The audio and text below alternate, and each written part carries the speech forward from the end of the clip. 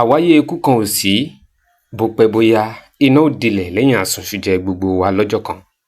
Ènìyàn ò sì sunwọ̀n láàyè, ọjọ́ tá a bá kú gangan làádèrè. Ìbànújẹ́ ńlá gbọ́kàn Fathia Balogun tó jẹ́ ìkan nínú àwọn ògbóǹtagì òǹṣeré tíátà ní ilẹ̀ wa Nàìjíríà látàrí bí ó ṣe pàdánù bàbá rẹ̀ ní ọmọ ọdún 80 years.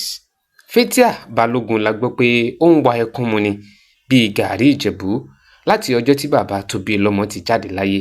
Ṣé ẹ mọ̀ wípé wọ́n ṣe bí bàbá kò máa lè jọ bàbá, wọ́n ṣe bí ìyá rẹ̀ kò lè jọyà láíláí.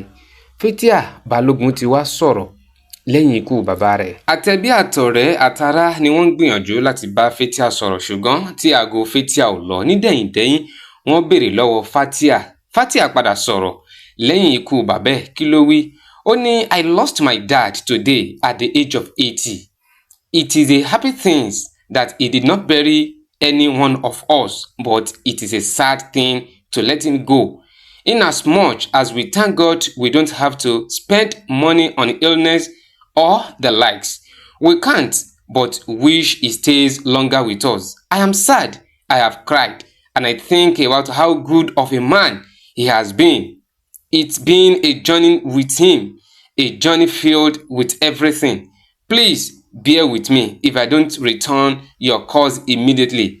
I am in a state of mourning. Báyìí ni ọ̀pọ̀lọpọ̀ àwọn tí wọ́n jẹ́ ògbóǹtagì òǹṣeré orí tíátà sinimá ilẹ̀ wa Nàìjíríà, àwọn akẹgbẹ́ Fathia Balogun, àwọn tí wọ́n jẹ́ ọmọọṣẹ́ àti àwọn tí wọ́n jẹ́ ọ̀gá, bákan náà ẹbí ará tójúlùmọ̀, wọ́n ti ránṣẹ́ ìkíni sí Fathia Balogun láti orí ẹ̀rọ ayára bí àṣá, ìyẹn social media, tí wọ́n ní bíi Táwà Ajíṣefínní, Folúkẹ́ Dáramọ́lá Sàlàkọ́, Bímpé Akíntúndé, Jọkẹ́ Silva àti Yínká Quadri, and other Nollywood actress consoled Fathia Williams on her loss.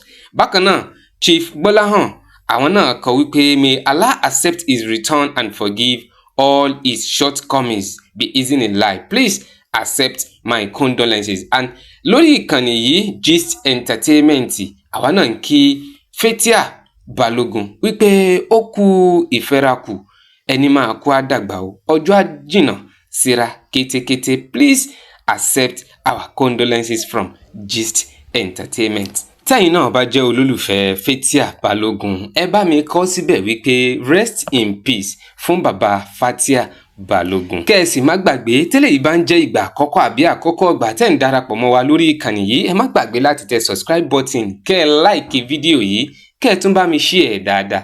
Ẹ ní rí ń gbé sọnù bí ò ṣe bí ọmọ, láṣẹ Ọlọ́run ọba mi òkè. Ẹ ṣé o, bẹ́ẹ̀ ti wà pẹ̀lú wa.